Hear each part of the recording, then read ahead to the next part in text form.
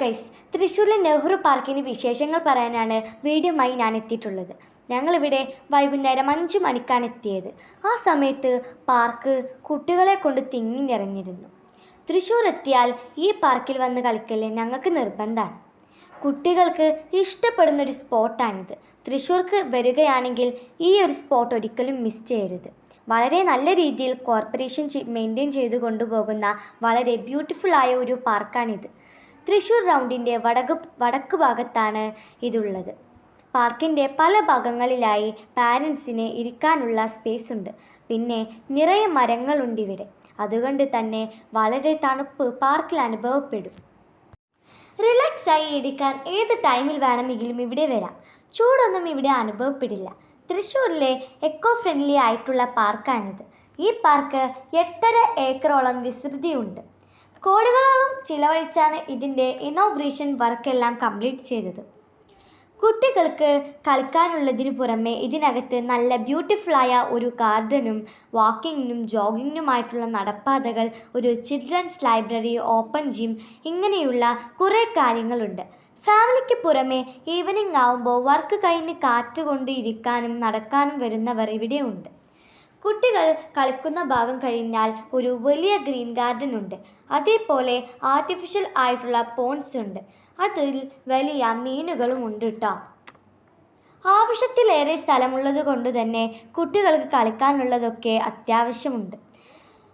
മിക്കവാറും പബ്ലിക് പാർക്കിൽ കണ്ടുവരുന്നൊരു പ്രശ്നം വെയിലാണ്. അത് ഇവിടെ കാണുന്നേയില്ല. ചുറ്റോറം മരം ആയതുകൊണ്ട് തന്നെ കൂളാണ്. ഉപ്പച്ചിയുടെ കൂടെ വർക്ക് ചെയ്യുന്ന ചേച്ചിമാരും ഞങ്ങളെ കൂടെ പാർക്കിലുണ്ടായിരുന്നു. അവർ ഇസമോളെ ആദ്യമായാണ് കണ്ടത്. ചേച്ചിമാർ ഒരുപാട് നേരം അവളെ എടുത്തു നടന്നു. ചേച്ചിയുടെ കുട്ടികളും സിദ്ദീഖും നല്ല കമ്പനിയായി. അവർ ഒരുപാട് നേരം പാർക്കിൽ കളിച്ചു. ദേവി ചേച്ചിയുടെ കുട്ടി നല്ല ചെറുതായതുകൊണ്ട് തന്നെ ഇവരുടെ കൂടെ കളിക്കാൻ വിട്ടില്ല. അവൻ ഒറ്റയ്ക്ക് തന്നെ സ്ലൈഡിൽ എല്ലാം കയറി കളിച്ചു. തൃശ്ശൂർ ആനക്കോട്ട പാർക്കിൻ്റെ തൊട്ടടുത്തായതുകൊണ്ട് തന്നെ പാർക്കിൽ നിന്ന് നോക്കിയാൽ ആനയെ കാണാൻ പറ്റും.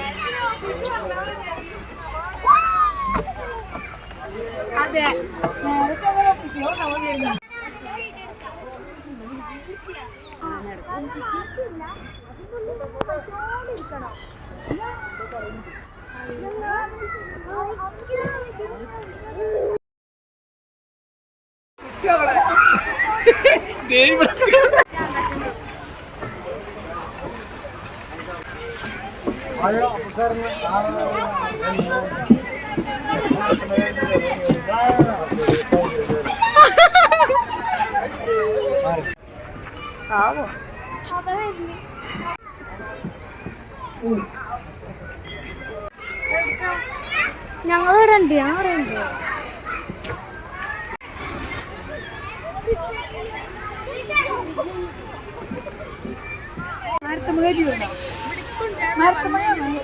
ഇതാണ് പാർക്കിലെ ഗാർഡൻ ഏരിയ.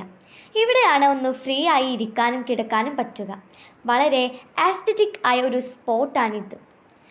ഫാമിലിയും സ്റ്റുഡൻസുമെല്ലാം വന്നിരിക്കാറുണ്ട്. നമ്മൾ നടക്കുന്ന വഴിയെല്ലാം വളരെ നീറ്റ് ആൻഡ് ക്ലീനാണ്. ഇവർ വളരെ നന്നായി തന്നെയാണ് ഈ ഗാർഡനും പാർക്കുമെല്ലാം മെയിൻറ്റെയിൻ ചെയ്ത് കൊണ്ടുപോകുന്നത്. എക്കോ ഫ്രണ്ട്ലി ആയതുകൊണ്ട് തന്നെ പ്ലാസ്റ്റിക് ഫ്രീ ഏരിയ കൂടെയാണിത്. അതാണ് ഈ ഗാർഡൻ്റെ ഏറ്റവും വലിയ പ്രത്യേകത. ഒരുപാട് മഹാത്മാക്കളുടെ സ്റ്റാച്യു ഇവിടെ കാണാൻ സാധിക്കും. നെഹ്റുവിൻ്റെയും ഗാന്ധിജിയുടെയും എല്ലാം കേരളത്തനിമയുള്ള മറ്റു പ്രതിമകളും ഇവിടെയുണ്ട്. എല്ലാവരും ഈ video like, share and subscribe. Okay, bye bye.